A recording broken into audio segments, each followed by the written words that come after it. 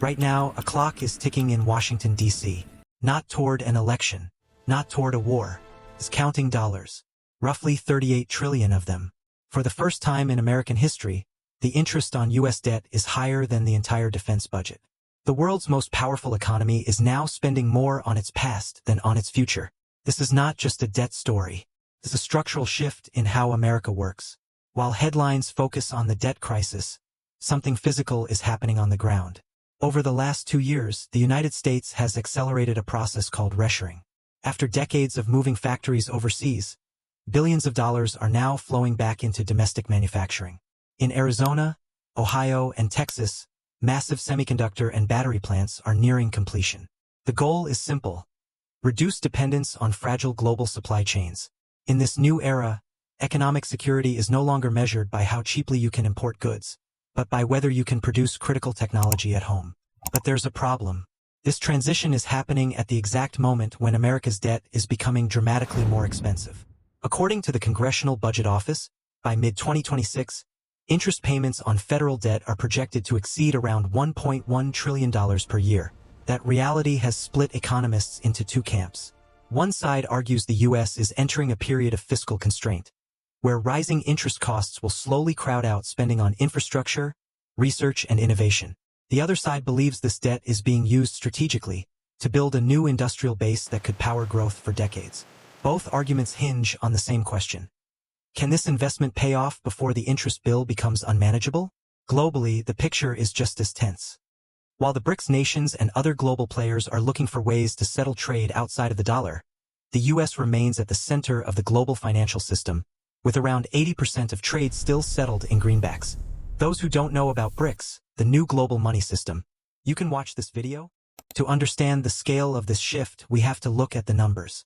As of early 2026, the total national debt has climbed toward around $39 trillion. To put that in perspective, that is roughly 112% of the nation's annual economic output. For decades, low interest rates made this burden manageable. But as the Federal Reserve maintained higher rates to combat inflation throughout 2024 and 2025, the cost of servicing that debt exploded. We are now in a reality where the government must set aside around $270 billion every 3 months just to pay interest. That is more than the total annual budget of many developed nations. This fiscal pressure is happening exactly when the U.S. is attempting its most ambitious industrial policy in half a century. The CHIPS and Science Act and the Inflation Reduction Act have authorized around $400 billion in subsidies and tax credits. This isn't just about building factories. It's about a fundamental restructuring of the global economy. For 30 years, the globalized model was built on efficiency, finding the cheapest labor and the fastest shipping. But the pandemic and rising geopolitical tensions proved that efficiency is a liability if your supply chain can be cut off overnight. The U.S. is now prioritizing resilience. In Phoenix, Arizona, a single semiconductor project represents an investment of around $40 billion. In Ohio, another mega-fab is expected to create around 3,000 direct high-tech jobs and thousands more in construction. These aren't just local success stories. They are the front lines of a new economic moat. By ensuring that the world's most advanced chips are made on American soil, the U.S. is attempting to lock its economic fate to the most critical technology of the 21st century. However, this reindustrialization comes with a massive price tag. Critics point out that building domestic capacity is significantly more expensive than importing from abroad. Estimates suggest that it can cost around 30% more to manufacture advanced electronics in the U.S. than in Taiwan or China. This security premium must be paid for, either through higher consumer prices or through more government borrowing. And here is where the two paths collide. If the interest on the debt continues to consume around 15% of all federal spending, the government may find it increasingly difficult to fund the very subsidies that keep these new factories competitive. Meanwhile, the global view of the US dollar is changing. For nearly 80 years, the dollar has been the world's reserve currency, the undisputed king of trade. But the weaponization of the dollar, using sanctions to lock rivals out of the financial system, has pushed other nations to find a backdoor.